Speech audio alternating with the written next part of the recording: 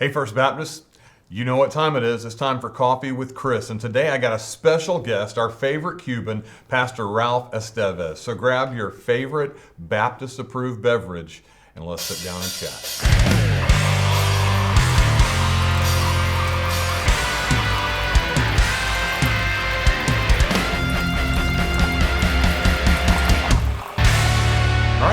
Today we were talking to Pastor Ralph Estevez, who is our senior adults pastor, does pastoral care, and basically anything else I need him to do. This guy is a jack of all trades and can do it all. But I want to give you guys an opportunity just to get to know my good friend Pastor Ralph. And of course, many of our senior adults already know him, but we're a large church and not everybody's had a chance to hear your story. And just as we've been doing over the last few weeks, I wanted to give our church, extended church, just an opportunity to hear a little bit about your amazing background and testimony and hear about all the different things you've done. So, Pastor Ralph, just kind of tell us a little bit about yourself. Where were you born? Where'd you grow up? You know, I mean, people may be shocked to even know that you're Cuban because you don't look Cuban. I really don't. Well, I was born in Key West, Florida. I'm a third generation Key West conch, and those of you that know what that means, that does mean something. And when I was 11, we moved from Key West to just outside of Gainesville, out in the country. And it was culture shock from living in the Cuban culture to going to acre peas and cows and all that kind of good stuff. And we didn't go to church. And good family. We occasionally went to church on Easter in Key West, but it really was friends inviting me to church. A little Archer Baptist church there in Archer, Florida. And so I just started going to church. My family didn't go to church. Occasionally my brothers and sisters would attend with me. And through that, God just started working in my life and in my heart. And around 13 or 14, I was baptized and just consistently went to church and went to Newberry High School. Those of you that know me, I have a little bit of music background, and I was a band nerd. And was in the band, and my goal in life was to be a band director. I wanted to go to the University of Florida. I wanted to be in the Gator Band, and lo and behold, I got a scholarship to Santa Fe Community College, but God was calling me into ministry, and I didn't completely understand all of that call other than that I needed to go. I did go and was in the band at Florida for 2 years while I was at Santa Fe. But God moved us to Palm Beach Atlantic College. A good friend of mine said, you need to go to this school. And it was there that I actually really entered into a relationship with Christ. So let's just pause back there because we're missing a really cool part of your story. Okay. So when you were at Santa Fe and you got to play in the Gator Band, but you actually suffered a terrible injury. I did. On Florida field. I did. I tore my meniscus. Marching in the band. Marching in the band. What was AstroTurf back then?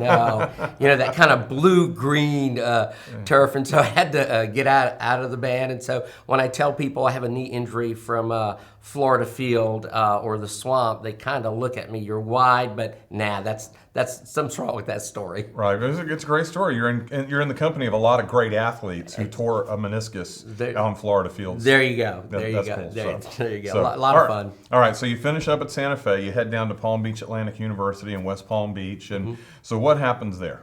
Well, I'm actually in Sunday school at the time, small group as we call them now, and a friend of mine sang a song, and the words, "Flowers have the sunshine, the earth has the rain. Lord, you know I'm nothing without your Spirit. My life's in vain." And immediately the Holy Spirit convicted me that I knew about God, but I didn't know God. And that morning, I don't remember what Sunday school was about. I don't remember even the message that was preached. But when the invitation was given, I knew I had to walk down that aisle. And as I did, and a deacon counseled with me, he knew me. I was discipling junior high kids. I was singing in the college choir down there. And he said, "Why are you here?" And I said, "I don't know." And we realized it was because I didn't know. And I prayed that day and made Jesus the Lord of my life and was scripturally baptized that night and really haven't looked back since, and no more doubts. That's awesome. That's fantastic. No so you did a bunch of different ministry there. You were in kids ministry and music ministry, and sang in the choir. So you finish up at college, and are you still single at this time, or? I was single, then did not go to seminary, was kind of burnt out, took 6 years to do 4. I kind of changed my major from instrumental to vocal, and so that changed things. So I served So a wait little a church. second. So you majored in vocal too. Yes. So if you're keeping count at home, we have 4 pastors on staff that studied or majored in vocal. Pastor Jeremy, Pastor Todd, Pastor Ralph, and of course Pastor Jonathan, which is why you will never hear me sing at church. All right, so you finish up at Palm Beach Atlantic. Yeah. You don't go straight to seminary. So what's going on in your life? I go to a little church, Calvary Baptist Church, which actually was probably the best move I could make. I was partnered with a great senior pastor there, Don Yates, and really I went back in the 80s, I was minister of youth and music. And so I had a dual position there. But Don Yates taught me how to love people, how to just sit, wait, listen, and love people. But while I was there for 4 years. And after my first year, got married my wife, Kimberly. In fact, we're about to celebrate our 35th wedding anniversary coming awesome. up. Yes. And so we were there for 3 years, and then God called us away to seminary, to Southeastern Seminary in Wake Forest, North Carolina, and where I did get a master's degree in church music, Master's of Arts in church music, and then was called to First West Palm to be the music associate. I did that for 2 years, but I had this knack with children and just this connection with, and I coordinated children's choir, and after 2 years, they asked me to become the children's pastor. Okay. And did that for a couple of years, and then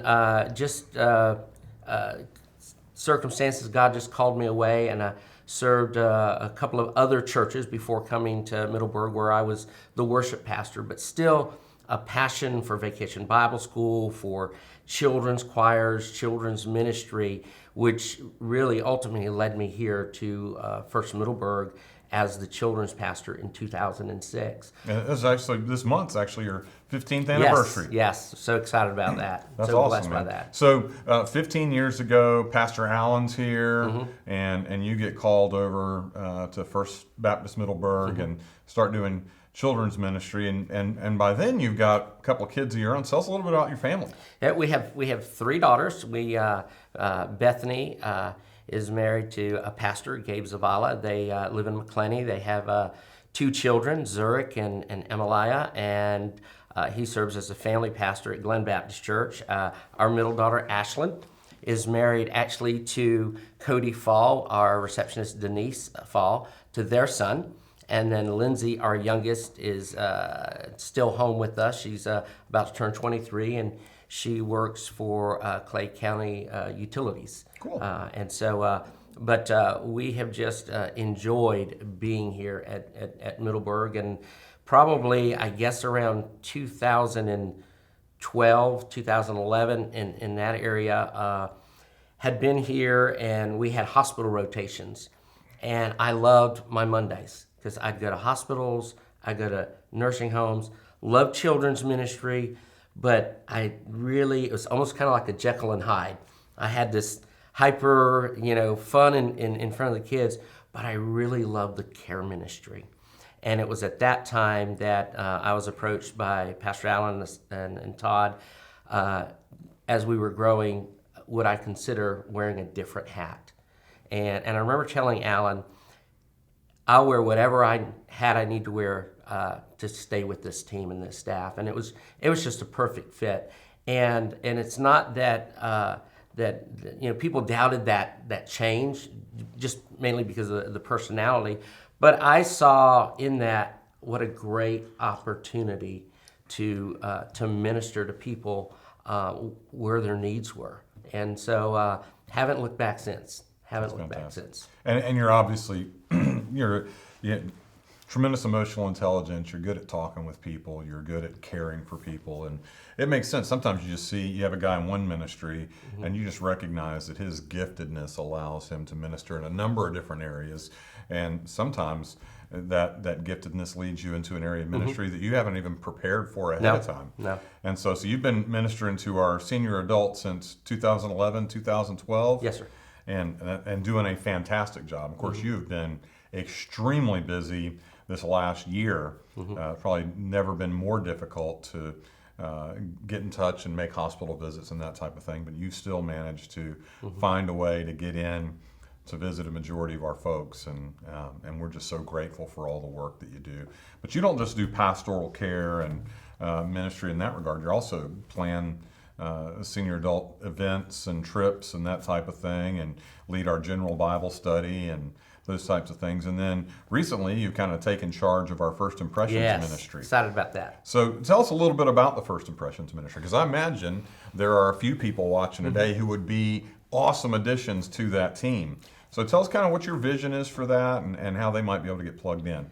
Well, I remember in 2006, Kieran and I snuck over here, and as we drove on the campus, it actually was raining. And we pulled in, and I looked up, and someone was walking with an umbrella, and they just smiled. That's all they did was smile. They didn't come to my car, they didn't take us into the worship center, but that smile did something for us. It kind of, because this was new. And I see First Impressions as a very important ministry for us here. As our community is growing, as our community is changing, so many people don't know anything about church. And to have a friendly face, to greet them, to welcome them as they come in, to even in 30 seconds or 60 seconds and coming from the car into the worship center, just to hear their story a little bit. It's a great way to connect with folks. Pastoral care-wise, I've found out needs of folks. I've stopped and prayed with them even before they've sat down.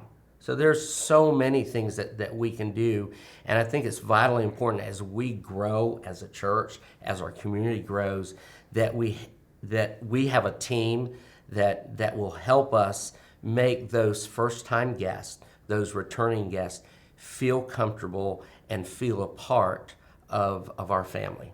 Amen. And that's one of the goals of our First Impression memories. We just want to make First Impressions ministries. We want to make everybody feel welcome, the same way Christ has made us feel welcome in His family and in the kingdom. And tell people all the time that are serving in our First Impressions ministry, that smiling face may be the first smiling face they've seen since the last time they visited First Baptist. And we want, or it could even be a long-time member just having a terrible week and being greeted by someone with a smile on their face, it's genuinely excited that they've come back to worship with us, makes all the difference in the world. Absolutely. And so we've got a host of opportunities to serve in that capacity. So if they were interested in learning more about our First Impressions ministry, or actually getting plugged in and serving in one of our 3 services, either here or over in the children's ministry, how would they go about doing that? Well, they could call me or call my ministry assistant, Brianna, and would love to get in touch with you and plug you in. We have some folks that now that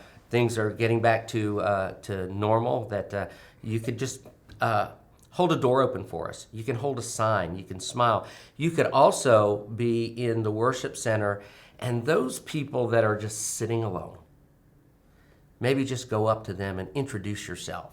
So there's different levels that we could do. We also need people, as guests come, they don't know our campus, to take them to the children's building or the student building, or to help them to a small group class. So there's a lot of different opportunities. And in the big scheme, I would love to have a full team, not just on Sundays, but as our Wednesdays grow, I would love to expand that as well. Absolutely. And something you said very important, and whenever we see someone sitting by themselves in the worship service, that should signal that's an emergency to us. We need to go over and introduce ourselves and just greet them and get to talk to them a little bit. And so whether you're officially on the First Impressions team or not, every member of First Baptist Church should consider themselves a member of the First Impressions team, and that we're smiling at everybody, That's right. And we want to engage people in conversation and get to know them. Pastor Ralph, thanks for joining me for a cup of coffee today, praying for your ministry, and I'm just excited about what the Lord has in store for you for the next 15 years here Looking at forward First to it. Middleburg. Until next week, Drink plenty of coffee or the other beverage of your choice, and we'll see you next Monday for Coffee.